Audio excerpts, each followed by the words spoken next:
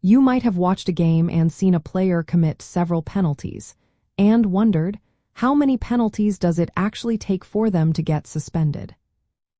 The direct answer is that there is no fixed number of penalties that automatically leads to a player suspension in football. It is not like a player gets 3 yellow cards and is out. Instead, the disciplinary process is much more nuanced and focuses on the type and severity of the infraction, rather than a simple count of all penalties. The why behind this approach is because not all penalties are created equal.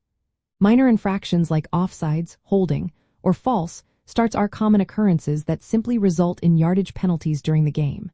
However, much more serious offenses are categorized as personal fouls.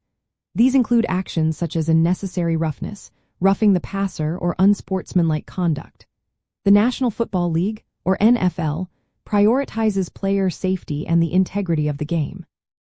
So, their disciplinary actions target behaviors that pose a risk to players or disrespect the game, rather than common errors. So, how do suspensions actually happen? Player suspensions are typically reserved for repeat violations of specific safety rules or for single, extremely egregious acts that warrant an ejection from a game.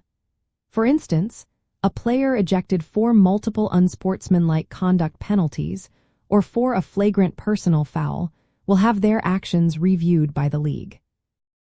The National Football League's Executive Vice President of Football Operations, along with other disciplinary officials, examines the play. They consider the intent, the severity of contact, and the potential for injury when deciding on further punishment beyond the immediate game penalty. This careful review ensures fairness and consistency. An interesting aspect of the National Football League's disciplinary system is its structured approach to fines. The league has a detailed fine schedule for various infractions. Players often receive escalating fines for repeat offenses of the same rule before a suspension is even considered. This means a player might be fined for a first offense of a specific personal foul, receive a larger fine for a second, and then face a suspension if they continue to violate that same rule. This graduated system aims to modify behavior before more severe penalties are imposed. Ultimately, understanding player suspensions means looking beyond the total number of flags thrown. It is not about how many minor penalties a player accumulates. Instead, it is about the nature, severity, and frequency of specific, often dangerous, personal fouls and unsportsmanlike acts that truly concern the league.